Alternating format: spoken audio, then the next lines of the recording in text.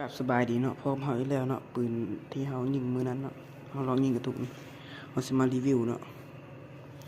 รีวิวนี่จะเป็นตะบิดเลยเป็นปืนแก๊ปเนาะเอามาให้ปืนลมนี่เนาะจะเป็นอย่างท้อเนาะนี่ท้อนี่ท้อหัดน้ำมันรถไถเนาะเอาอันนี้หัดเอาเนาะบอกหัดเอานี่เนาะนี่จะเป็นวาล์วปิดเปิดเนาะวาล์วปิดเปิดลมอันนี้กระท้อเนาะตัวนี้ละอันนี้กระท้อคือเดียวนี่โมเมนต์ท้อเก็บความดันหรือท้ออันรถไถอะไรนี่ท้ออันน้ำมันรถไถอันนี้ท้อใส่น้ำมันรถไถแกนหน้าบ่ฮัดเฮ้มันอันบ่เอาอันฮัดนี่ฮัดเฮ้มันจำเดียวแล้วมันสิปุ้งท้อรถไถมันสิเตะแกนเอาฮัดเฮ้มันจำเดียวสามอันนี้เฮ้มันจำเดียวละมันบ่เตะแกตัวทุกคนฮัดละ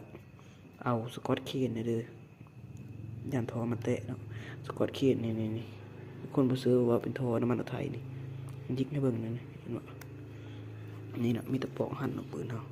อันนี้จะเป็นท่อ PVC เด้อบ่แม่นเหล็กเด้อตัวนี้เด้อนี่เห็นบ่นี่ท่อ PVC ไอ้เตานี่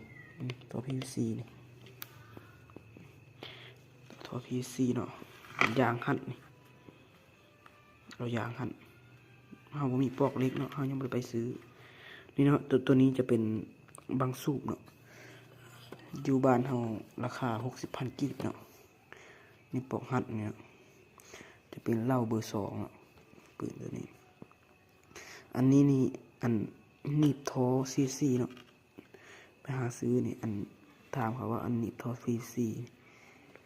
อันหนีบท่อซีเขาก็เอาให้เนาะนี่อันตัวนี้จะเป็นอันสูบมันเตะเนาะเอาสูบหลายเนาะมันฮ้อนมันฮ้อนจังเป็นเนาะมันเตะแล้วเอาสกอตคีนแล้วเอาปองหั่นอายุอันนี้เอาสกอตพันเกี่ยวพันเลยเนาะนี่เนาะพันคือลมอัดได้ไวเนาะบ่เพิ่มผิวนี่เนาะ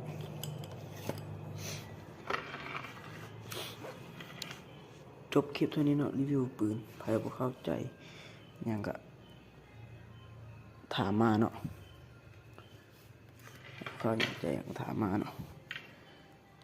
จบคลิปเท่านี้บายคลิปหน้าเจอกัน